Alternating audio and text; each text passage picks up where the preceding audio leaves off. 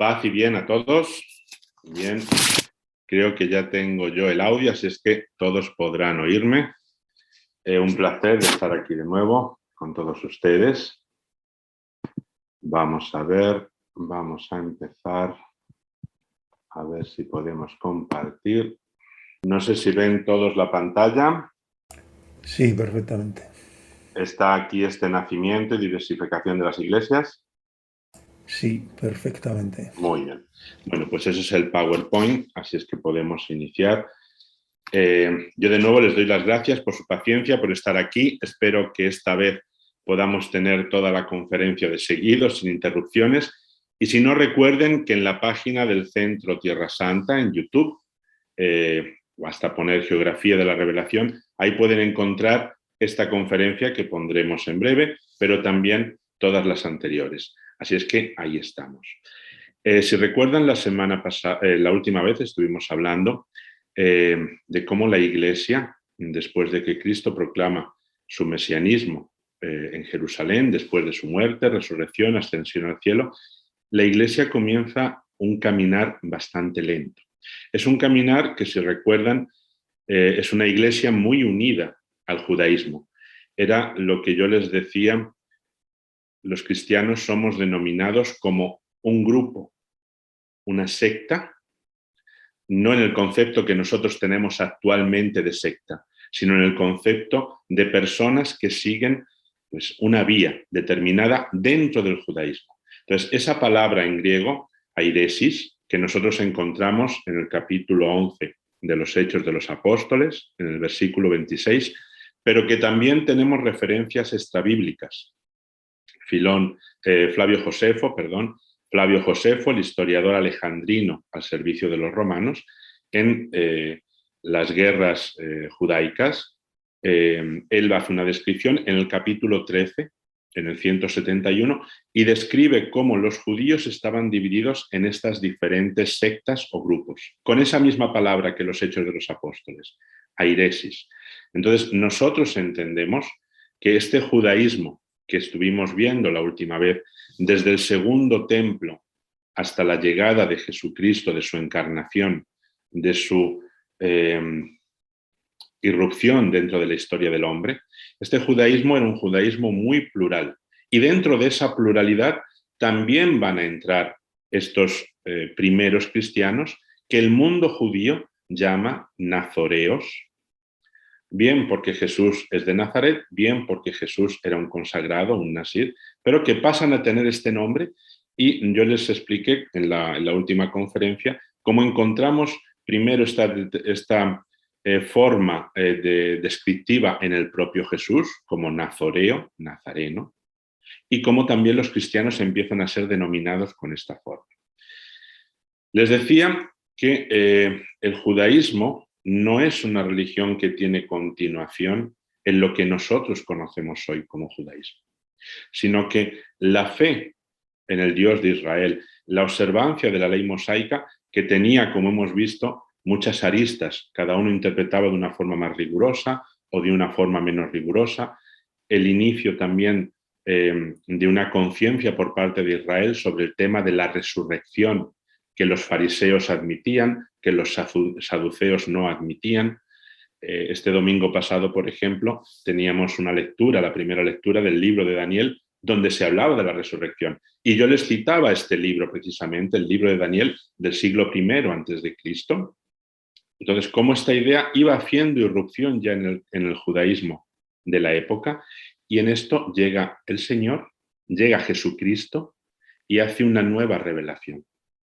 Ilumina todo lo que se había revelado antes por medio de los profetas y da inicio así a la Iglesia. Por lo tanto, todos estos eventos nosotros los vamos a reunir y tomamos conciencia de que lo que hoy llamamos cristianismo en este siglo I no es otra cosa que la continuación de toda la revelación que había tenido el pueblo de Israel, que nosotros contenemos en el Antiguo Testamento. Por eso, a partir de aquí, se van a dar unos hechos históricos, como es ese primer concilio, el concilio de Jerusalén, cuando Pablo, una vez que se ha convertido al cristianismo, tiene también esa intuición, como la tiene Pedro, como la tienen otros apóstoles, de que el cristianismo, el mensaje de Jesús, la revelación de Jesús, tiene que ser para toda la humanidad. Y en ese concilio de Jerusalén se toma esa decisión de que verdaderamente hay que abrir la salvación al mundo entero. Después de esto llegan también una serie de eventos, unos eventos pues, que son históricos. Los eventos como, por ejemplo, la revuelta judía. En el año 66 hay un momento de muchísimo descontento con Roma. También los helenistas, estos que habíamos visto, esta población que quería mantener ese estatus de cultura griega, helénica, llegan a quemar incluso una sinagoga en Galilea, con lo cual el sumo sacerdote, como todos los saduceos, que siempre habían intentado aplacar estas revueltas contra Roma, dejan de pagar tributos a Roma. Y de pronto se desencadena esa revuelta judía que en el año 70 va a provocar la destrucción de Jerusalén, la destrucción del templo. En el año 73, la toma de Masada. De camino a Masada van a terminar con Qumran, los romanos terminan con los esenios, Masada no se rinde, Masada es tomada al asalto, pero todos los celotas que estaban ahí se suicidan. Los celotas de la otra fortaleza herodiana de Maqueronte, en vez de llegar a ese extremo, lo que hacen es pactar con los romanos, abren las puertas de la ciudad y dejan que los romanos pasen a cuchillo a la población de Maqueronte, mientras la clase dominante pues es respetada en esa fortaleza. Son dos episodios que contrastan esa heroicidad celota, por ejemplo. Pero nosotros vemos también cómo en Tierra Santa, pues la comunidad apostólica de Jerusalén, guiada por Santiago, el llamado hermano de Jesús, el pariente de Jesús, pues había reunido, por así decirlo, a esos grupos de nazoreos, de personas que eran judíos, pero habían oído en el magisterio de Jesús, en su enseñanza, algo diferente, habían sentido cómo la ley podía ser cumplida siguiendo a este Mesías que había llegado.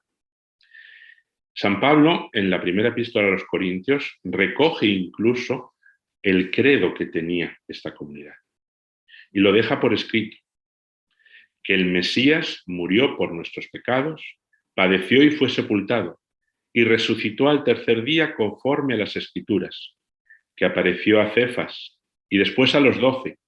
Después apareció a más de 500 hermanos a la vez, de los cuales muchos viven aún y otros ya duermen. Después apareció a Santiago, después a todos los apóstoles y al último de todos se me apareció a mí. San Pablo ya está tomando ahí esta idea de que Jesús murió, padeció, fue sepultado y resucitó.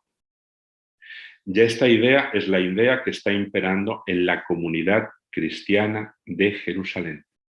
Y aún así, esta comunidad también está aglutinando a personas que aún no tienen ese convencimiento pleno de que Jesús ha resucitado o de que Jesús, sobre todo, de que Jesús es Dios. Ese concepto es todavía un concepto muy grande, demasiado grande para la mentalidad de la época. Después de esta destrucción de Jerusalén, lógicamente, esta comunidad de primeros cristianos, estas comunidades también de judíos mesiánicos, criptojudíos, nazoreos, ebionitas, toda esta Macedonia de creencias, lógicamente también va a sufrir esta destrucción de Jerusalén. Y muchos de ellos van a salir de la ciudad porque todos los judíos son expulsados de Jerusalén. De hecho, incluso Roma, el imperio va a instituir un nuevo impuesto, el fiscus judaicus, para que los judíos en todo el imperio tengan que pagar una tasa por ser judíos, porque la revuelta de Jerusalén pues ha costado al imperio una guerra, y las guerras son muy caras. Y además, el Imperio Romano presumía de establecer esa pax romana, tener todo el Mediterráneo en paz, con una libertad de comercio. El comercio implica nuevos impuestos, riqueza para el Estado. Entonces, lo que hace Roma es suspender no solamente que haya judíos en Jerusalén. Incluso el culto que los judíos realizaban en la misma capital, en Roma, o en otras ciudades importantes como Antioquía o Alejandría, se ve también muy mermado. Entonces, es esto lo que va a hacer que los judíos, después de esa destrucción de Jerusalén, se vayan reuniendo, sobre todo en una ciudad costera, ya les dije, Yamnia, y en lo que se denomina el concilio de Yamnia, que no era un concilio, porque el judaísmo no tiene esa idea de concilios, pero sí que hay un encuentro entre las autoridades judías, sobre todo fariseos, algunos saduceos que todavía estaban ahí, los que habían desaparecido, si bien es cierto que al ser destruido el templo no encontraban ya una forma ritual de dar expresión a su propia fe. Con lo cual, después de Yamnia, pues lo que se va a crear, Yamnia es entre el año 70 y el año 90, lo que se va a crear es lo que hoy conocemos como un judaísmo rabínico, judaísmo que se repliega mucho sobre él mismo, que de nuevo impone muchas más medidas, ¿no? Pues de medidas sociales en cuanto a la prohibición de comer ciertos alimentos, de cómo tratarlos, muchísimo más la circuncisión. O sea, se tiende a cerrar mucho más de cómo era el judaísmo de ese segundo templo. Entonces, esto para nosotros es muy importante porque también se determina ahí en Yamnia, se determina una serie de normas, sobre todo en el año 85 se fija, por ejemplo, yo les hablaba, ¿no?, de esta Birkat Aminim, ¿no?, esta bendición que en realidad es una maldición. Entonces, esta maldición no es que se haga exactamente contra los cristianos, sino que se hacen contra muchos grupos heterodoxos judíos. Y entre ellos, pues hay cristianos que se sienten, digamos, llamados a no seguir yendo a la sinagoga. Hay otros grupos cristianos que sí que seguirán yendo a las sinagogas. Y aquí también se produce, digamos, como una toma de conciencia del cristianismo. Y empieza un camino. Y es precisamente esa palabra la que van a utilizar los primeros cristianos para denominarse el camino. Son personas que se ponen en marcha en una búsqueda para entender mucho más todo lo que ha sido la revelación de Jesús de Nazaret. Entonces, en ese camino, lógicamente, hay una introspección. Comienzan a preguntarse los primeros cristianos, que ya no solamente son judíos, sino que también vienen del mundo pagano. Comienzan a preguntarse mucho más por Jesús, por su palabra, por lo que Él hizo. Es ahí donde saltan las figuras de los apóstoles, donde los apóstoles empiezan a compartir las enseñanzas de su maestro. Y es aquí que comienza a formarse el cristianismo. No es que haya una irrupción masiva de pronto de paganos o de griegos que desplacen a esa, digamos, esa primera iglesia judaica, sino que las conversiones se van dando en el mundo pagano, pero no son conversiones que atraigan físicamente a las personas a vivir en un núcleo determinado. Es que el cristianismo se está expandiendo. El cristianismo está siguiendo un camino, además físico, y empiezan lo que yo les digo aquí como esas misiones apostólicas. Pedro va a pasar de Jerusalén a Antioquía, donde va a ser la cabeza de la iglesia. Por así decirlo, va a ser su primer obispo. De hecho, todos los patriarcas de Antioquía hasta el día de hoy llevan el nombre de Pedro. Lo añaden como segundo nombre al propio nombre. Desde Antioquía, Pedro va a ir a Roma. Santiago el Mayor lo tenemos en Hispania.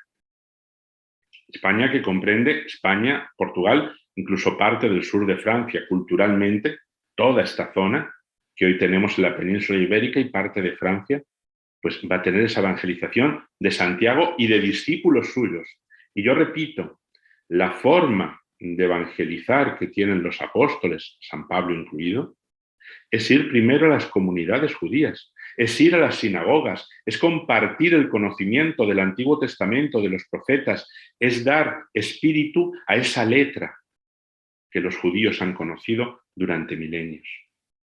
Juan está en Éfeso, Judas Tadeo en Armenia, Felipe en Grecia, Bartolomeo en Frigia, Santiago el Menor, primer obispo de Jerusalén, de esa comunidad que tiene mucho contacto con Pedro, también con Santiago, pues llega allí con sus viajes apostólicos, llevando también la colecta que él recoge para la iglesia de Jerusalén, una iglesia siempre muy pequeña, débil. Mateo va a predicar también en Palestina, en Etiopía, Simón en Egipto, después Pedro y Pablo mandarán a Marcos a Egipto. Tomás llegó hasta la India, al parecer. Tenemos que pensar que ahora mismo la iglesia de la India, la iglesia Siro-Malabar y Siro-Malacar, son iglesias cuyo rito es rito siríaco. Por eso se llaman iglesia Siro-Malabar o Sirio-Malacar. Por supuesto, los portugueses en el siglo XVI van a llegar por ahí, en Goa, Goa, Kerala, lo que hoy es el sur de la India, y van a llevar el rito latino. Pero la iglesia de la India es una iglesia que directamente está unida a la iglesia antioquena, a la iglesia siríaca, a la iglesia de Siria, de Damasco, de Antioquía. Por lo tanto, si Tomás llegó o llegaron sus discípulos, Dios lo sabrá. Hay unas iglesias monumentales en el sur de India y está la tumba de Tomás. Y tenemos a Pablo y a Bernabé, pues que fueron expandiendo por todo el Mediterráneo. Y recuerden siempre lo que yo les decía en la conferencia pasada. Pablo va a ir a las comunidades judías donde no han ido el resto de los apóstoles. Por lo tanto, si la iglesia hubiese sido una iglesia que viene del mundo pagano o que va corrompiendo esa iglesia judía con paganos, los apóstoles quizás hubiesen estado todos en Jerusalén viendo esa injerencia, pero son los propios apóstoles, todos ellos, los que realizan misiones para extender el mensaje de Jesucristo. Y esto es lo que es verdaderamente importante. Los apóstoles todos entienden, sea por el don del Espíritu Santo, sea por todas las reflexiones que ellos han tenido después de la ascensión y de que Jesús mismo se les apareciese después de su ascensión. La revelación que ellos han tenido les impulsa a todos ellos a expandir el mensaje, a eliminar por siempre esa barrera o esa partición entre judíos y no judíos. A partir de este momento, todos vamos a ser amados por Dios Padre, el Dios que nos ha revelado Jesucristo, y todos tenemos el perdón de los pecados por la muerte de Jesucristo. Y esta es la buena nueva que ellos quieren llevar en este camino que todos ellos inician. Un camino que yo les digo ahí en este rótulo, camino de ida y retorno de la Iglesia en Tierra Santa. Porque todas estas iglesias que vamos a ver se van a ir fundando con características específicas muy especiales. Y estas iglesias las vamos a tener presentes durante todos los siglos hasta el día de hoy en Tierra Santa. De hecho, tenemos, recuérdenla siempre, a la peregrina Egeria, que en el 384 más o menos en adelante, durante 2 años va a recorrer, una patricia romana del norte de España, quizás de Galicia, de Asturias, va a recorrer durante 2 años la Tierra Santa en un peregrinaje. Y como mujer muy inteligente, fue plasmando en un diario, son 2 libros, todo lo que ella vio. De tal forma que nos han llegado las descripciones de todos los santuarios, de la liturgia que se hacía en cada santuario. Y esto es algo muy importante porque Egeria nos dice que en el Santo Sepulcro de Jerusalén, en la gran basílica, que después tenía un atrio con el Calvario, con la roca del Calvario, y después tenía la gran bóveda, la gran cúpula que había construido Constantino con el sepulcro del Señor en un edículo.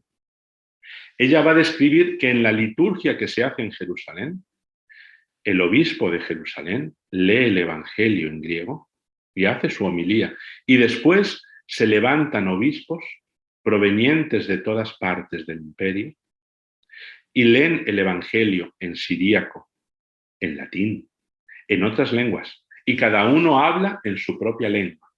Esto nos quiere decir que Jerusalén ya desde el primer momento tiene esa vocación de ser un crisol, una casa, un camino de retorno para todos los creyentes.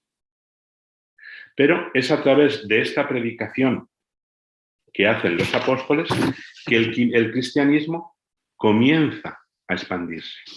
Se expande por todos los lugares que nosotros conocemos, por estas misiones de los apóstoles. Y allí donde llega el cristianismo, pues lógicamente también tenemos un proceso histórico que son las reacciones de los lugares, de las autoridades, donde llegan estos cristianos y donde empiezan a crecer del mundo. Entonces, en un primer momento, la conversión de los paganos no suponía un problema, ni para las autoridades ni para los propios conversos. San Pablo sí que entiende esto muy bien. Entiende que un pagano podía convertirse a este nuevo camino, a entender su relación con Dios según Jesucristo nos había enseñado. Dicho de una forma más simple, un pagano podía convertirse a ser cristiano. Pero un pagano, para ser cristiano, no tenía que hacerse judío, no tenía que circuncidarse, no tenía que estar sujeto a una serie de normas a la hora de comer o a unos alimentos prohibidos. San Pablo esto lo entendió muy bien y también San Pedro, en esa visión de esa tabla, esa mesa donde se le ofrecía y se le ordenaba comer alimentos considerados impuros por el judaísmo. Recordemos esa lista, Levítico 11, todos los alimentos que está prohibido comer para el judaísmo. Entonces, un pagano podía convertirse al cristianismo, no tenía mayor dificultad. Los cristianos están sometidos a la ley temporal, están sometidos a las leyes del imperio, las leyes de las ciudades. Si un patricio romano se hace cristiano, continuará a ser patricio. Si un esclavo se hace cristiano, continuará a ser esclavo. Ellos obedecen las normas sociales de esta época que les ha tocado vivir. Lo único que hay un problema en el momento en que salen nuevas leyes en el imperio, en las que se ordena que se hagan sacrificios al emperador que pasa a ser divino, que se adore la figura del emperador. Pues si recuerdan, durante los primeros siglos es algo también que es común en el judaísmo. Había que ofrecer sacrificios al emperador y comer de esa carne sacrificada al emperador. Muchos judíos van a padecer martirio, incluso antes de Cristo. Y los cristianos también pues se encuentran con este problema y son acusados de ateísmo, de superstición. Sobre todo el no tener culto al emperador quería decir que de alguna forma se intentaba traer el mal sobre el emperador y sobre el imperio. Y esto va a hacer que se desaten en las persecuciones, las grandes persecuciones. La Iglesia va a estar jalonada de estos mártires ya en este primer siglo. Las persecuciones de Nerón en el año 64-67, antes de la destrucción del Templo de Jerusalén. Hasta Diocleciano, la más sangrienta. Recordemos cómo, por ejemplo, los coptos, la Iglesia copta, empieza su calendario en el año 284, por la gran persecución y la cantidad de mártires que se dieron en Egipto. Las persecuciones comienzan con este ataque hacia los cristianos, pero a la muerte de Diocleciano, el emperador Galerio, en el año 331, promulga un edicto por el cual permite a los cristianos practicar su fe, pero sin manifestaciones externas. Entonces, el mismo imperio se da cuenta de que no consigue nada con estas persecuciones, sino que cada vez haya más cristianos. Con lo cual se les va a permitir que profesen su fe, pero sin manifestaciones externas. Y después el emperador Constantino, con el edicto de Milán, reconoce a la Iglesia, ¿no?, con un estatus de religión reconocida. Pero va a ser Teodosio quien en el año 380 promulga en Tesalónica, este edicto, ¿no?, Cuntus Populus, por el cual se pide a toda la población que se convierta al cristianismo. Entonces, esto ya es un paso adelante en toda la historia de la Iglesia, en la historia del Imperio Romano, en la historia de la humanidad. Aquí sí que vemos nosotros cómo los diferentes poderes temporales también pues van siguiendo paso a paso cómo la Iglesia se ha ido desarrollando. Entonces, fíjense cómo la Iglesia, por así decirlo, ha pasado de ser un problema judío, de ser un grupo dentro del judaísmo que podía causar el judaísmo total, podía causar problemas al Imperio Romano con su templo, con sus sumos sacerdotes, con sus fariseos.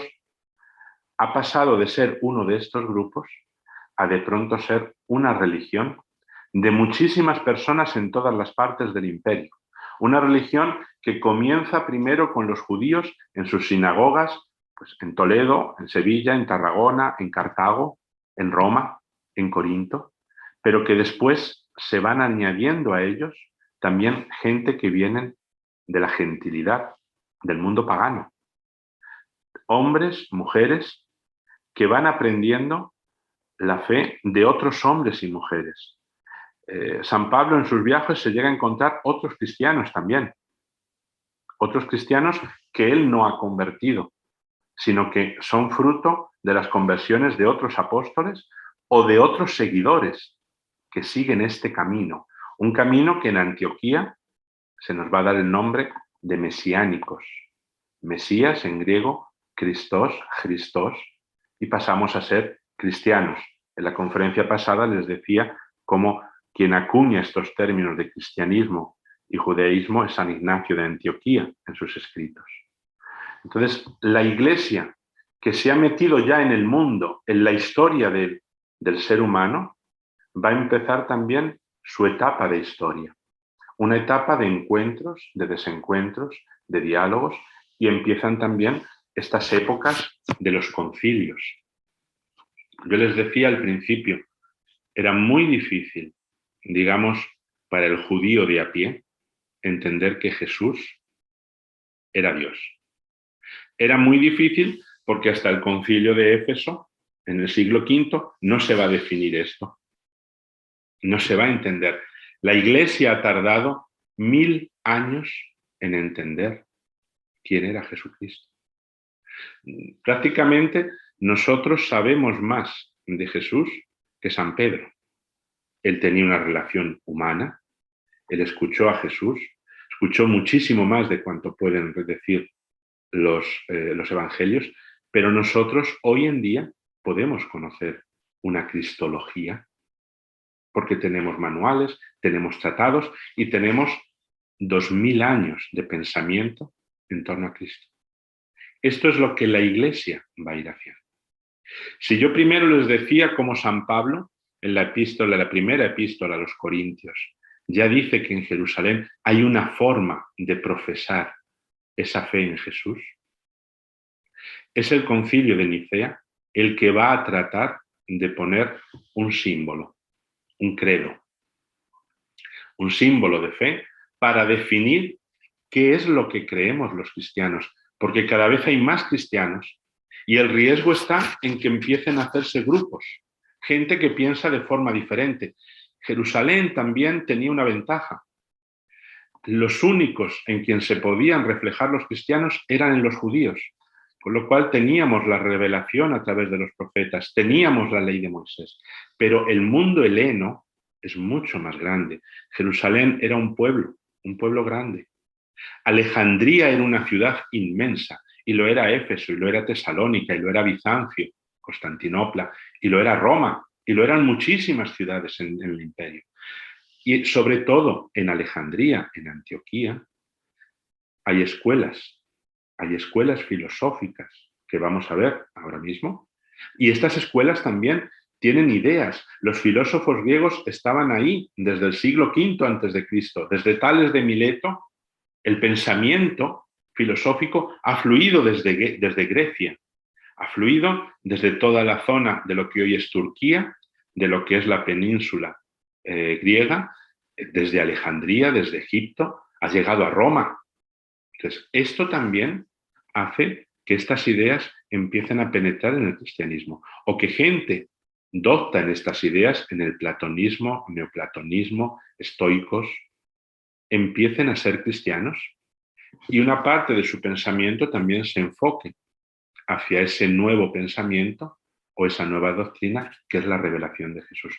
Por lo tanto, en Nicea se reúnen las cabezas de la Iglesia, los pastores, los que podríamos llamar los obispos. Comienzan a reunirse y se dan cuenta de que cada ciudad prácticamente, o las grandes metrópolis, tienen una forma de expresar la fe que Cristo nos ha revelado. Son lo que se llaman los símbolos de fe. Y había varios. Fíjense ustedes que nosotros en el misal, generalmente en España lo decimos así, ¿no? El credo largo y el credo corto. Son dos símbolos. El que es más breve es el llamado símbolo de los apóstoles, porque es un símbolo apostólico que se estaba utilizando en Occidente, sobre todo en España, en la península ibérica. Mientras que el concilio de Nicea va a encontrarse con muchos de estos símbolos y va a definir uno. Parece ser que el símbolo elegido es el que se utilizaba en la ciudad de Cesarea Marítima. Esa ciudad donde encontramos ese palacio de Herodes y donde se encuentra ese pilar que tiene el nombre de Pilatos. Una ciudad que construye Herodes el Grande, la pone el nombre de Cesarea como regalo para el emperador, para el César, y esa ciudad que va a competir incluso con Alejandría y Antioquía. Va a ser una ciudad muy rica, un puerto magnífico, maravilloso, ganado al mar, con un gran templo, con hipódromo, con anfiteatro, y que después, vamos a ver, va a albergar una gran escuela, una escuela filosófica, teológica y una gran biblioteca, y uno de los grandes apologetas del cristianismo, Orígenes.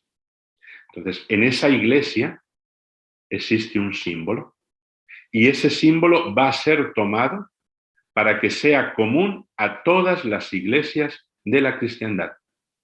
Y ese símbolo es el que nosotros tenemos como actualmente en el misal como credo de Nicea Constantinopla, porque ese símbolo se queda justamente definiendo al Padre y al Hijo, pero no define el Espíritu Santo. Con lo cual, después, en un sínodo celebrado en Constantinopla, que se va a elevar a categoría de concilio, se añade, creo en el Espíritu Santo, Señor y dador de vida, que procede del Padre y que recibe una misma adoración, y es lo que nosotros ya tenemos como símbolo de Nicea Constantinopla, que es el credo más extenso que tenemos en el misal. Cuidado con esto que yo les he dicho. Creo en el Espíritu Santo que procede del Padre.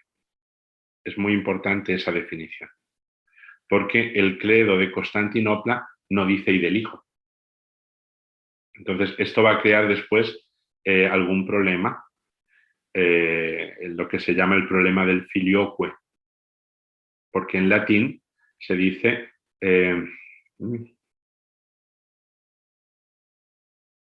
Patre, procede del Padre et filioque, procede del Padre y del Hijo. Va a ser una añadidura, un añadido que se va a hacer en Occidente. En Oriente no se hace porque se entendía. En Occidente se quiso añadir y se añadió. Tanto Oriente como Occidente, todos entendemos que el Padre, digamos que es la fuente del Hijo y del Espíritu Santo. Pero no se puso por escrito. Entonces, eso después, en el siglo XI, en el 1054, en el cisma de Oriente, va a haber esa separación entre Constantinopla y Roma, y es el filioque, digamos, que procede del Padre y del Hijo, va a ser un poquito el escollo. Pero hasta este momento el concilio de Constantinopla deja claro un símbolo que define al Padre, al Hijo y al Espíritu Santo. Define a la Iglesia con esas 4 notas, que es una, que es santa, que es católica, universal, y apostólica, que viene de los apóstoles. Entonces, esta etapa de los concilios, hasta este concilio, son concilios que nos sirven para definir cuál es la fe de la Iglesia. En el concilio siguiente, en Éfeso, las cosas se van a liar un poquito más, porque surge un problema, y el problema es qué es lo que estaba ocurriendo. No, pues con Jesucristo, si nació de la Virgen, nació un hombre y después el Verbo, digamos, que de alguna forma se introdujo en esa persona. Por lo tanto, María sería madre de Cristo, madre de Jesús y no madre de Dios. Cristotocos y no Teotocos. Entonces, aquí se produce un problema en la ciudad de Constantinopla. Nestorio, pues piensa que Jesús verdaderamente era un hombre que nace como hombre, pero que de alguna forma el verbo, el logos, entra dentro de él, con él entra la divinidad, por lo tanto María sería madre únicamente de la naturaleza humana de Jesús, por así decirlo. Entonces aquí hay una serie de cuestiones. San Cirilo, o Cirilo en este momento, el patriarca de Alejandría, se opone a estas ideas, manda una delegación a Roma, al Papa Celestino. Esta delegación llega ante Roma con una serie de escritos de Cirilo, donde se explica muy bien cómo Jesucristo tiene naturaleza humana, naturaleza divina, cómo María es madre de Dios. Aquí permítanme, yo les comentaré algo de Padre Albiero Nicacci, uno de los mejores profesores que ha tenido el Studium Biblicum de la flagelación, nuestra facultad de Ciencias Bíblicas y Arqueología Cristiana. Padre Albiero Nicacci, italiano, su tío, que también era fraile, tiene un árbol en el Yad Vashem, en el Museo del Holocausto en Jerusalén, porque era fraile en Asís y se dedicó a esconder a judíos en la Basílica de Santa María de los Ángeles para llevarles después como peregrinos a Lourdes, sacarlos de Italia para que no pereciesen en campos de concentración o fuesen torturados. Padre Albiero Nicacci era un grandísimo estudioso del hebreo, era profesor, tiene unas gramáticas del hebreo impresionantes, donde ha iluminado muchísimo toda la sintaxis verbal del Antiguo Testamento, pero también era un experto en libros sapienciales, en cultura egipcia. Era famoso cuando se hacían los viajes del seminario teológico. Cuando estudiamos la teología en Jerusalén, no solamente hacemos unos viajes por Tierra Santa, sino que también vamos a Egipto, vamos a Jordania, y era increíble ir con Albiero Nicacci y ver a los pobres guías egipcios que decían, bueno, esto de aquí es del faraón tal, y él decía, no, porque mira, este cartucho dice, y cómo leía todos los cartuchos, leía las fachadas de los templos. Él decía siempre que solamente en Egipto se podía entender que María fuese madre de Dios, por todo ese bagaje cultural que la cultura egipcia faraónica ya había dado. Cirilo tuvo también esa sensibilidad para entender cómo el Espíritu Santo había entrado desde el primer momento en María y cómo la concepción de Jesucristo era una concepción que ya mantenía las dos naturalezas, la naturaleza divina y la naturaleza humana, y por lo tanto María era madre de Dios, porque Dios ya estaba en ella, y ese niño que nace en Belén es Dios y es hombre, por lo tanto era madre de Dios. Pero esto, que así es muy simple, por supuesto nosotros vemos todo en retrospectiva, pues lógicamente Cirilo tiene que enviar una delegación ante el Papa Celestino, se convoca un concilio, En este concilio hay muchísimos personajes que son importantes para la historia, incluso para la historia de los franciscanos en Siria. Está Teodoreto de Ciro, que después va a ser un obispo herético. Está también Juan de Antioquía, el patriarca. Está también Teodoro de Motsuetzia. O sea, grandes pensadores. Y en este concilio, pues se llega, el Papa Celestino envía a Arcadio, Proyecto y Felipe, sus delegados, y Teodosio II convoca este concilio. Y bueno, pues se llega a la conclusión de que María es madre de Dios y se empiezan a definir ese Dios que es Jesús, que tiene dos naturalezas, dos fisis, en una única hipóstasis, en una única persona. Entonces, esto es algo que es muy importante, muy, muy importante. San Cirilo lo describe como una naturaleza que encarna al Dios Verbo. Entonces, esta frase también, esa única naturaleza que encarna al Dios Verbo, él dice, mia physis, tu theou logou, seractomene, sarx, esa palabra de carne, sarx, seractomene, encarnada, logou seractomene, ¿no? Palabra encarnada. Pero es mia physis, una única naturaleza, una única fisis. Entonces, esto también va a provocar que las ideas de San Cirilo de Jerusalén se den a confusión.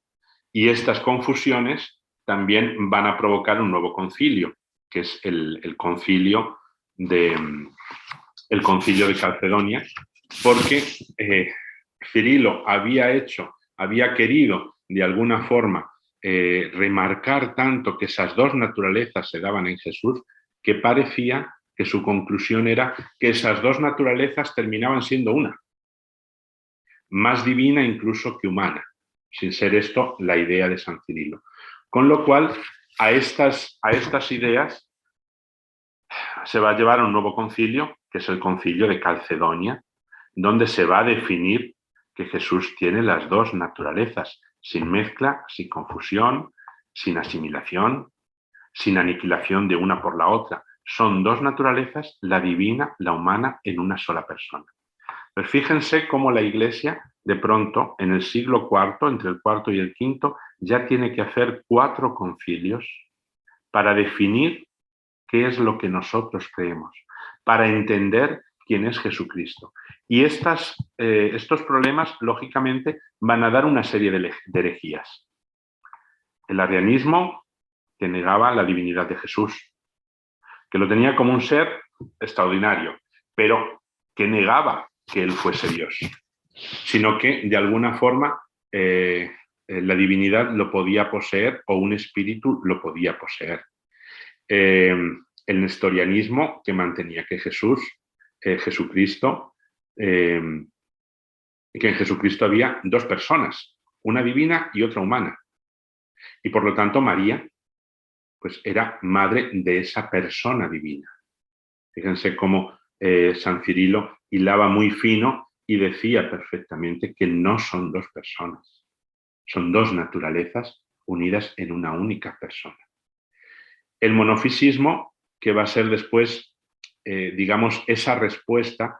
Eutiques era un anciano archimandrita en Constantinopla, y él comienza a tomar los escritos de San Cirilo pensando que la idea es que Jesús solamente tenía una naturaleza, o que la naturaleza divina había absorbido, había anulado completamente la humana, ¿no? Eutiquio decía, es como arrojar una gota de agua dulce en medio del océano. Todo es océano. Entonces, hacía esa comparación, por ejemplo. Entonces, ¿qué es lo que va a ocurrir con esto? Que al final, incluso el fallecido ya Cirilo, el nuevo patriarca de Alejandría, Dioscoros, va a pensar que eso de alguna forma es el tema alejandrino, y que nadie tiene que atacar ese tema alejandrino defendido por Cirilo. Con lo cual va a haber un recrudecimiento de estos errores, de esta controversia, y esa va a ser una nueva herejía, el monofisismo, que se va a condenar en el Concilio de Calcedonia. Hay algo más también en todo esto, y es que en estos momentos, entre estos concilios, también se está hablando de la organización, digamos, terrena de la Iglesia, o, por ejemplo, por así decirlo, de la organización política. Entonces se van creando las sedes patriarcales. Roma es la sede patriarcal por excelencia, porque Roma es la iglesia de los santos Pedro y Pablo. Pero también Alejandría. Alejandría es otra sede patriarcal. Es muy importante esa sede patriarcal. Con lo cual, ¿qué es lo que ocurre? Que Alejandría, con esos santos que ha tenido, con su gran escuela, pues de alguna forma es el segundo patriarcado. Y después está Antioquía. Antioquía tiene también una escuela catequética muy importante, diferente de Antioquía, con métodos diferentes, pero también muy importante. En estos concilios también se va a declarar a Constantinopla como segunda Roma, con lo cual digamos que de pronto Constantinopla adelanta y se pone por encima de Alejandría y de Antioquía. Y esto en Alejandría no gusta mucho. Con lo cual, cuando Eutiquio,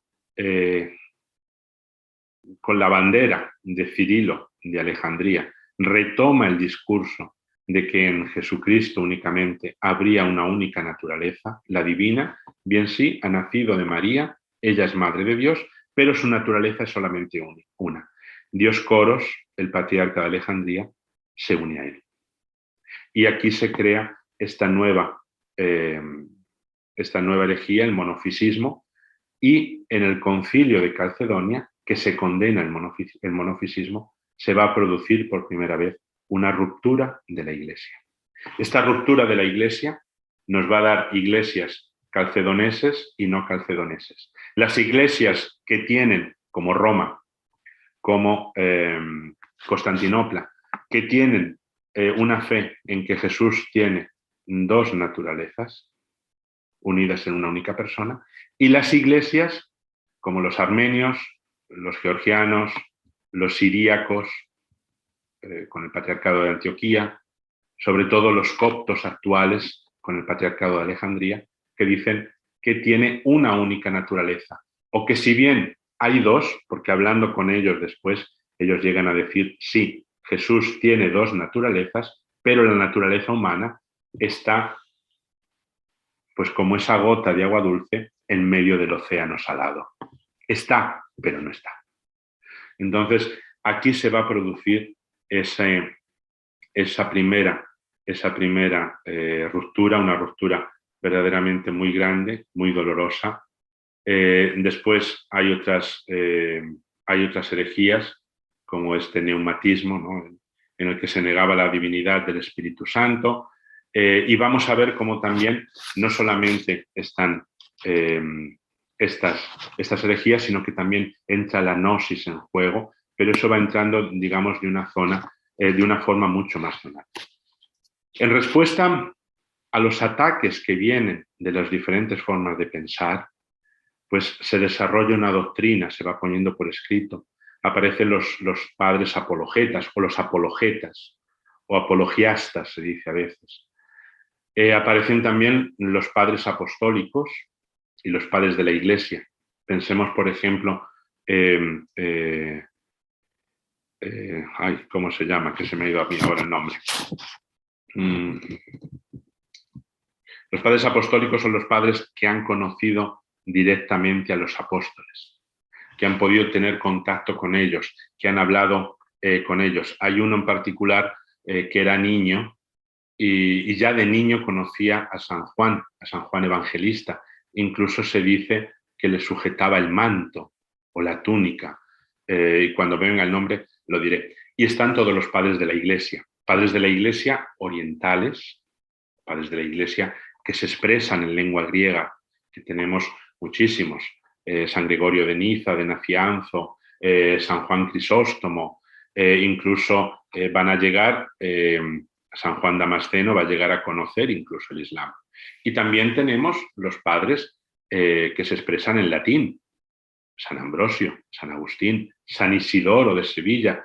A veces hay quien mete a San Beda el Venerable, otros dicen que no sería padre de la Iglesia, pero yo pienso que San Beda en Venerable, por su época, no sé por qué la patrística, si empieza un poco más tarde en Occidente, ¿por qué vamos a hacer que termine antes? También lo podemos meter, desde luego sus escritos son muy, muy importantes. Entre los padres apostólicos tenemos a San Policarpio, que era niño cuando San Juan Evangelista, digamos que celebraba la Eucaristía. Entonces, este pensamiento de los padres van, primero hay un pensamiento apologético, van defendiendo de las acusaciones de grupos gnósticos, de grupos de personas que se han ido separando de la Iglesia, que son grupos muy pequeños. Calcedonia, desde luego, sí que va a ser un problema muy grave porque va a dividir la Iglesia en dos. Pero tenemos como Oriente, por ejemplo, es muy prolífico. Tenemos padres de la Iglesia que escriben en griego. Tenemos también una literatura, tenemos padres de la Iglesia como San Efrén, que escribe en siríaco. No solamente escribe la doctrina de la Iglesia, la teología, el pensamiento de la Iglesia, no solamente lo escribe en siríaco, que es su lengua, sino que además lo hace en poesía. Tenemos también escritos en copto, en armenio, en georgiano. Y aunque si no lo he puesto ahí, fíjense, nosotros en el año 1956 vino el presidente de Egipto, Muhammad Naguib, en ese momento, a nuestro convento del Muski, en el Cairo, donde se creó en el año 1956 el Centro de Estudios Árabes Cristianos. En ese convento, que tiene una de las mejores bibliotecas de todo el Mediterráneo Sur, ahí tenemos nosotros manuscritos en estas lenguas, en griego, siriaco, copto, armenio, georgiano. Son manuscritos originales, pero sobre todo tenemos una literatura increíble, una literatura apologética, una literatura de teología que todavía está sin traducir en árabe. Es posible que tengamos una patrística árabe, por así decirlo, pero que todavía apenas los frailes hemos empezado a estudiarla, no por falta de ganas, sino por falta de personas que verdaderamente se dediquen toda su vida a ello. Ahora mismo en el convento del Muski tenemos a padre Mansur Mistrih, que escribe cosas maravillosas, que entiende muy bien, sea el latín, sea el francés medieval, por supuesto el armenio, el árabe. Yo he oído a muchos musulmanes decir que es la persona que mejor habla árabe de todo Egipto. Él es un sirio, un armenio sirio, y está editando muchísimas de estas obras. Junto a él, padre Guadía, junto a él, padre Vincenzo Ianiello, junto a él también laicos, Bartolomeo Pirone, un italiano profesor emérito del Oriental de Nápoles. Tenemos una patrística árabe y está ahí esperando que vengan buenos investigadores para estudiarla. Todas estas obras que ellos van a escribir son obras que van a servir muchísimo pues, para ampliar lo que nosotros conocemos de Cristo.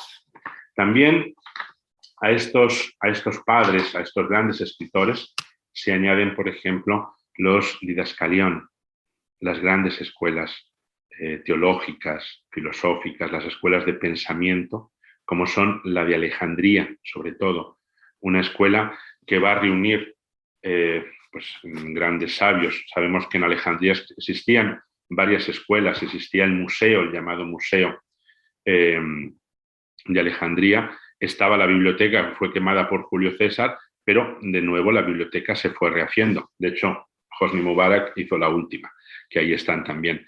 Y tenemos grandes pensadores de estas escuelas de carácter platónico, neoplatónico, aristotélico, escuelas con gnosticismo.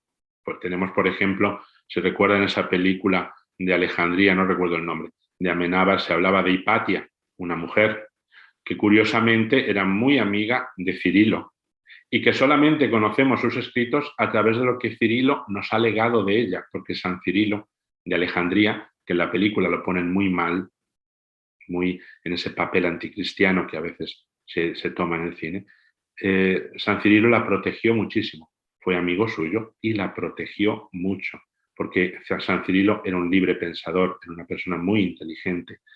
Tenemos a Sinesio de Cirene, porque la escuela de Alejandría se extiende hacia el norte de África también. Y después tenemos, por supuesto, pues, a miembros como Hierocles de Alejandría, Hermenia de Alejandría, Amonio de Hernia, Juan Filopón, muchísimos pensadores. Pero a nosotros nos interesa esta escuela porque es una escuela que de pronto va a tomar también de Filón de Alejandría, que es histórico, historiador, gramático, filósofo judío, va a tomar también de esta praxis judía la forma de interpretación de la Sagrada Escritura, con lo cual va a dar un significado histórico, gramatical, es lo que ellos llaman el significado somático de la Escritura, un significado moral a ese mismo brano, ese mismo párrafo de la Escritura que se toma, que es esa interpretación que ellos llaman como psíquica, y después una interpretación mística alegórica, neumática. Entonces, esta escuela, la escuela de Alejandría, va a formar, entre otras personalidades, a Orígenes, el gran Orígenes, que después, por cuestiones de luchas con el obispo Demetrio de Alejandría, del patriarca de Alejandría, se va a ir y va a ser su amigo, el obispo de Cesarea, quien lo va a acoger y va a hacer que en Cesarea se forme también una gran escuela, la escuela de Orígenes, que va a dar muchísimos frutos, porque entre ella va a tener pues, a grandes padres de la Iglesia, a grandes pensadores de la Iglesia oriental. Pero esta escuela, sobre todo, tiene a gente, pues, entre las que nosotros podemos conocer, por ejemplo, pues, a San Gregorio Nacianceno, que es padre de la Iglesia, Gregorio el Taumaturgo, estudió también la escuela de Alejandría, Atenágoras de Atenas, por supuesto, Atanasio de Alejandría, Cirilo, Rufino de Aquilea. Esta escuela va a irradiar desde Alejandría el pensamiento de la Iglesia. La escuela de Antioquía también la va a fundar el obispo Teófilo en el 186. Es una escuela que, digamos, va a seguir mucho más un método más centrado en la palabra, no tanto en esa representación alegórica, y que va a tener también que ver, va a tener que vérselas mucho con los gnósticos, también la escuela de Alejandría.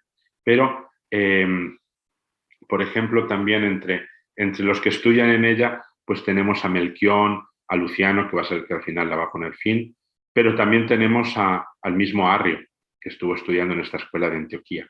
Y no solamente estas escuelas son importantes, hay que decir también que Constantinopla también es un centro de estudios, no con una escuela tan importante como Alejandría o Antioquía, o la misma Roma. Hay que pensar que Justino de Gaza, también San Justino va a llegar a Roma y va a estar enseñando. Entonces, en la misma Roma también nosotros tenemos al Papa Calisto, al Papa Ponciano, a Novaciano, que van a intentar también atraer a gente para que se cultive el pensamiento. Y por supuesto en el norte de África, el obispo Citiano, San Agustín y Tertuliano.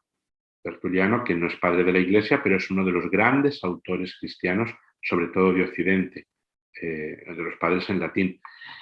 Y de esta realidad de las escuelas, sobre todo, pues, como yo les decía, de Orígenes, es lo que a nosotros hace que de nuevo este camino, fíjense, ya tenemos de alguna forma ese patriarca de Roma, que es el Papa, con una autoridad que es reconocida por los otros patriarcas.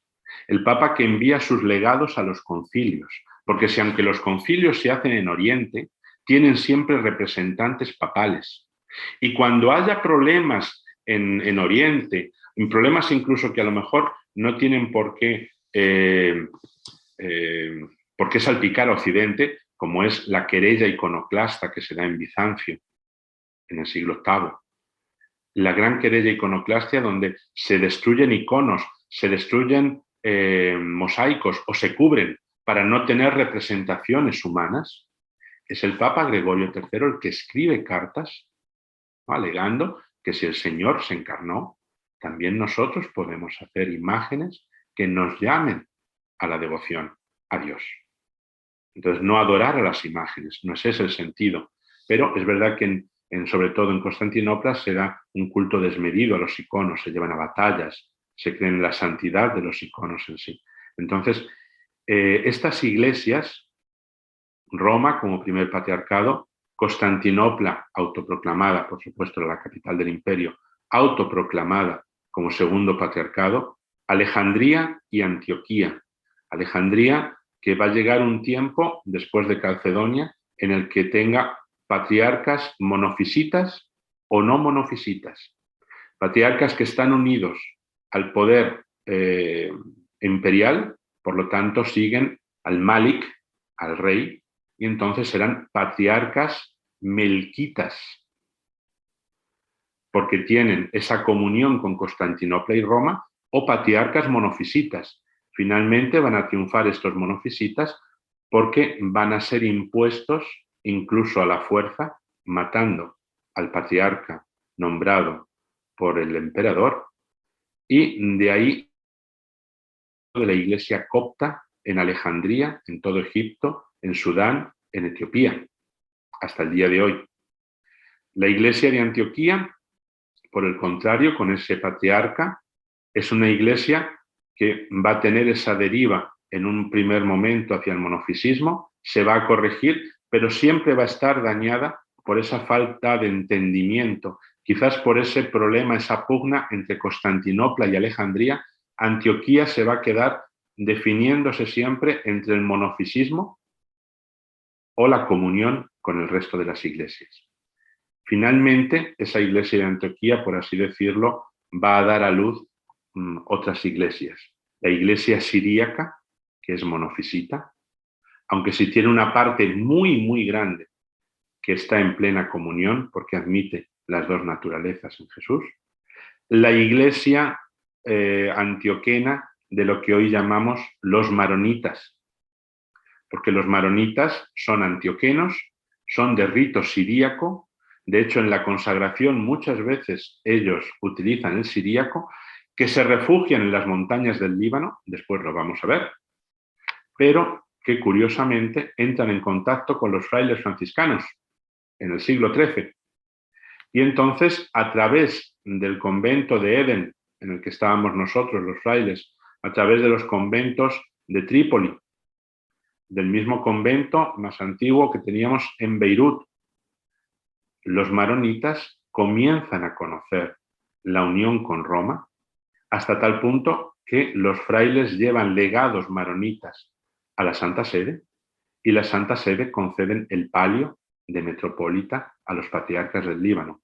Todos los patriarcas del Líbano, como descienden de Antioquía, llevan el nombre de Butrus, Pedro.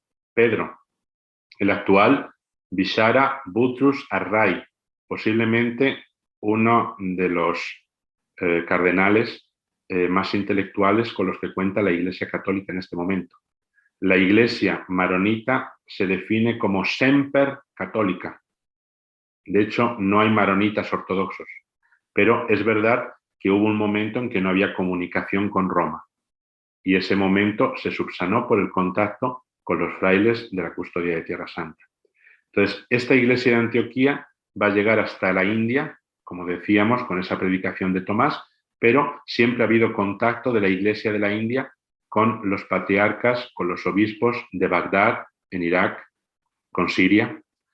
Se establece una iglesia, un patriarcado en Antioquía, que ahora mismo tiene sede en Damasco, patriarcado griego ortodoxo de Antioquía, con sede en Damasco, patriarcado sirio ortodoxo de Antioquía, con sede en Damasco, patriarcado de Antioquía de los maronitas, la iglesia maronita con sede en Bekerke, cerca de la ciudad de Junie, entre Beirut y Biblos, donde está el patriarca de los maronitas. Y también se va a dar el título honorífico a Jerusalén, no tanto porque Jerusalén fuese una gran ciudad, sino porque Jerusalén era la ciudad donde el Señor predicó, vivió y después murió y también resucitó. Entonces, en el concilio de Nicea se va a decir, el concilio de Nicea se va a dar el título de sede sufragaria de Cesarea a Jerusalén. En el concilio de Nicea, en el 325, Jerusalén es una sede episcopal, pero está sometida a Cesarea. Y es en el concilio de Calcedonia donde se le otorga la independencia de Cesarea y después se le da el título de patriarcado. Eso a la Iglesia de Jerusalén. Con lo cual nosotros tenemos estas iglesias. Fíjense, Jesucristo, el Espíritu Santo donado a los apóstoles que salen de Jerusalén, donde se queda Santiago el Menor. Se inicia el camino, donde nosotros creemos en Jesucristo, que se ha encarnado, nos ha instruido, nos ha revelado al Padre, ha muerto, ha resucitado, ha ascendido al cielo, nos ha enviado el Espíritu Santo. Y esta iglesia que de Jerusalén sale al mundo y se encuentra con un mundo donde está el Imperio Romano, donde también hay otros pueblos, Frigia, donde también se llega incluso a la India. Esta iglesia que de pronto tiene esa gran intuición de celebrar la Eucaristía, de celebrar los sacramentos, poco a poco se van creando esa praxis del bautismo, no solamente en adultos, sino también en niños. En el siglo II ya tenemos bautizos de niños. Esa iglesia que de pronto va a protestar moralmente contra los abusos de abortos, de infanticidios, que se llevaban con total impunidad en el Imperio Romano. Esa iglesia de pronto que se va a ver sorprendida por gente muy instruida, gente que llega de la filosofía griega, de las ideas gnósticas.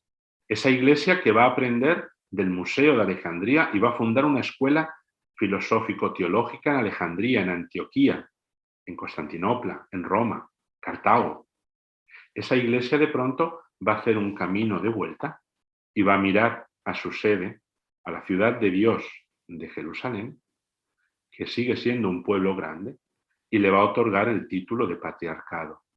Para que el obispo de Jerusalén, los patriarcas son obispos que tienen autoridad sobre otros obispos. Un arzobispo es arzobispo, pero no tiene autoridad sobre sus obispos, vicarios, auxiliares, pero un patriarca tiene poder sobre otros obispos. Es un poder que es sobre todo, respetado desde la caridad, desde el amor fraterno hacia un amor, paternal.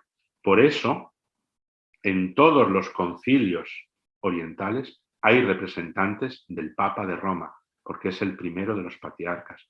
Por eso siempre la Iglesia Ortodoxa griega, todas las iglesias ortodoxas han reconocido que hay un primado de honor, de caridad, de la Iglesia de Roma, del Papa.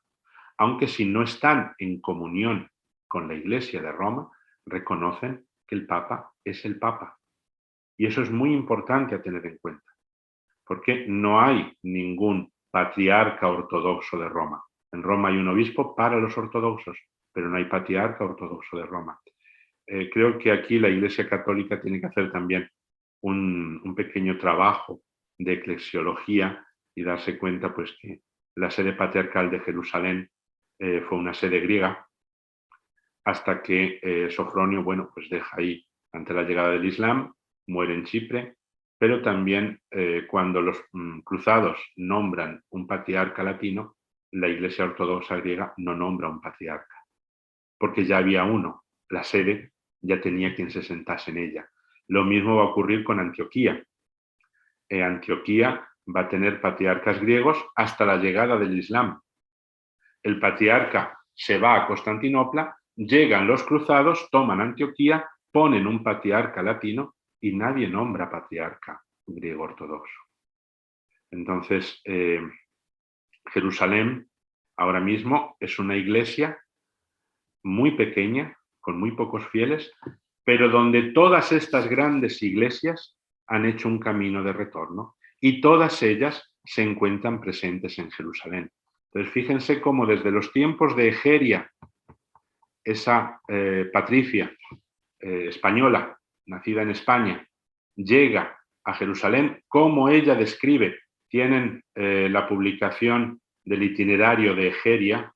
La publicación se titula El itinerario de la Virgen Egeria, porque se la hacía pasar por consagrada, publicado por la Biblioteca de Autores Cristianos, por la BAC, traducido por un fraile franciscano que era el bibliotecario de Jerusalén, padre Agustín Arce, una edición bilingüe, impresionante, impresionante en sus descripciones.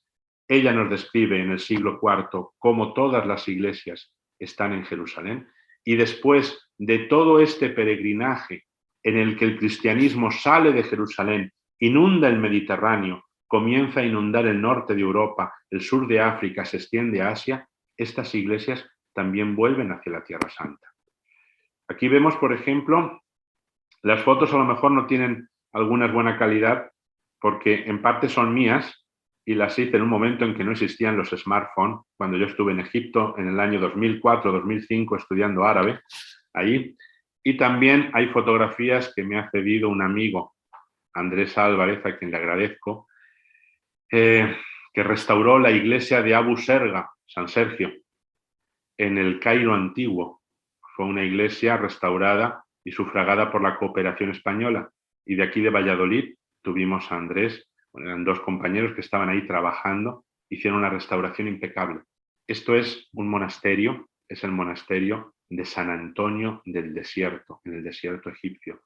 En Alejandría también hay gente como un tal Antonio que va a vender todas sus posesiones y se va a ir al desierto. Se va a ir al desierto para intentar encontrarse con Dios. Y Antonio va a inventar el monaquismo. De nuevo, Alviero Nicacci nos decía, ¿cómo no iba a ser en Egipto si en Egipto estaba toda esa tradición de los sacerdotes, de los templos de Karnak, de Luxor? Por lo tanto, allí en Egipto, esta iglesia va a hacer estos monasterios, monasterios impresionantes ahora mismo, monasterios que son muy antiguos, partes excavadas en la roca, partes nuevas edificaciones, monasterios que parten siempre de una torre que servía para la defensa ante el ataque de beduinos. La iglesia egipcia va a adoptar la anáfora del Serapión. Todos los ritos como el rito romano, el rito bizantino, el rito copto, ahí tienen a un monje copto, el rito siríaco. Fíjense que cuando cae el patriarcado latino de Antioquía, los griegos envían obispos y ahí hay una pérdida, se pierde el rito antioqueno, pero va a pervivir en el rito siríaco, en el rito maronita. Los monjes siríacos, los monjes maronitas y los monjes coptos llevan este pañuelito, si ustedes van por Jerusalén les van a ver, es como una especie de capucha que tiene bordadas 12 estrellas por los apóstoles. Es muy curioso que las únicas representaciones que tenemos de monjes en Al-Ándalus también los representan con esta capuchita. Así, entonces, se entiende muy bien que a través de Alejandría llega a Cartago esa anáfora del Serapión, la liturgia, el rito alejandrino, que llega hasta el rito mozárabico. Veo que nos estamos pasando con la hora. Les muestro esos monasterios del desierto. Aquí los monjes que están en la torre y traen por ahí la comida para que no pueda subirles nadie. Esta es la iglesia de Abu Serga, restaurada por la cooperación española. Es una iglesia que también tiene esta memoria de la Sagrada Familia. Característicos los ambones muy elevados, con 12 columnas. A veces hay una que es de color negro, que representa a Judas. Una vista, el iconostasio no deja ver el interior, el presbiterio. Esta es la cripta, es la parte más antigua que restauraron. Ahora ya está todo cubierto de mármoles porque el párroco decoró, pero esta es la forma primigenia que también se corresponde a una construcción del siglo IV. Esta es la cripta, con un antiguo baptisterio, con el diaconicón, donde los diáconos preparan el pan para ser después servido y consagrado. Aquí tienen una cruz, que es la cruz de Tierra Santa, porque ahí también esta iglesia pertenecía a los frailes franciscanos de la Custodia, pero lamentablemente los frailes murieron todos en las pestes del año del 1800. Todos los frailes padecieron la peste por atender a los enfermos de peste. Estas son las cruces que se tatúan en Egipto. En el periodo turco era obligatorio llevar una cruz tatuada y todos los cristianos o los que pasamos por allí llevamos ese tatuaje de la cruz. Y esta es la gran basílica de San Simeón el Estilita. Entonces, fíjense cómo estas iglesias desarrollaron toda una espiritualidad muy propia. Los egipcios mirando al desierto, mirando al monacato, las reglas de San Pacomio, después en Siria San Basilio, esas reglas de San Basilio que ilumina todo el monacato griego ortodoxo, siríaco, como estas basílicas que se adelantaron en 4 siglos al arte románico, son unas basílicas impresionantes. San Simeón el Estilita, esta es otra torre, Estilita. Yo recuerdo que siempre les estoy citando la revista Tierra Santa. Este año, la revista, hemos cumplido un muy bueno, Exploradores del Pasado, donde se habla de todos los arqueólogos franciscanos. El padre Ignacio Peña, el padre Romualdo Fernández, el padre Pascual Castellana hicieron unos descubrimientos increíbles. Aquí tienen un libro del padre Ignacio Peña sobre Siria. Ellos descubrieron estas ciudades, grandes basílicas, que después inspiraron al Barluzzi para construir la basílica de la Transfiguración en el Monte Tabor. Basílicas inmensas, las que bastaría poner un techo. Y la gran basílica de San Pedro, de San Simeón el Estilita, donde vivía el Estilita en una torre como esta. Aquí había como una habitación y ahí San Simeón se tiró 40 años. Esta es la gran basílica reconstruida. Aquí en el centro estaba esa columna. Esta columna, este es el trozo que queda, estaba ahí en el centro de esa gran basílica.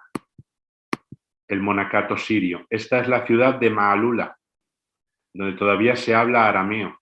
Ahí en Maalula llegó San Pablo, ahí estaba Santa Tecla, también una discípula suya que tuvo que escapar por un túnel. Esta es la iglesia de Santa Tecla, y por este túnel escapó. La tierra se abrió para dejarla pasar y el túnel lleva hasta esta montaña, hasta la parte superior donde está la iglesia de San Baco. Esto es Maalula. Y ahí en el fondo, Calamun, las montañas de Damasco. Esto es el Líbano. Esto es el monte Líbano, con el gran valle,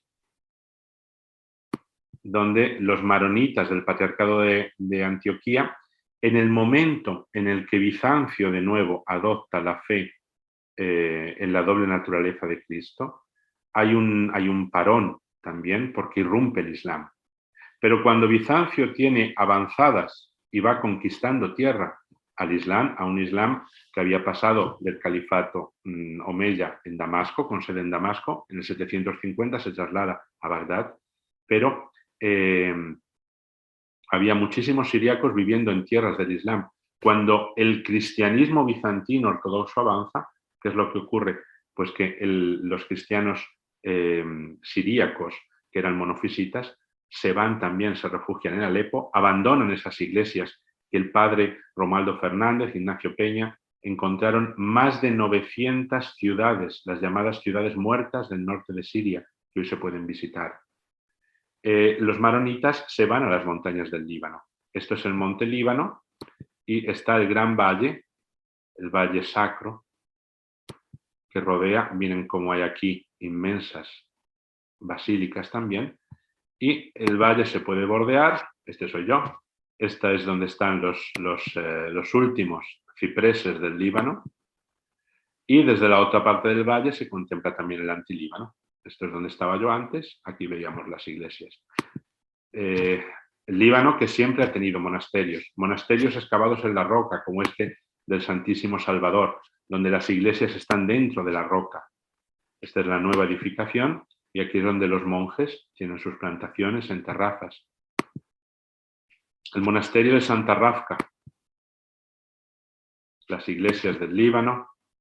Esta es la iglesia de San Barnaba. Ahí está enterrado, ahí está el cuerpo de San Barnaba, aquí completamente, en la parte norte de Chipre. Esta es la parte de atrás de la basílica. Esta es Famagusta, donde desembarca San Pablo, la ciudad antigua. Y esto es la moderna catedral de Alepo. Gracias a todos por escucharnos.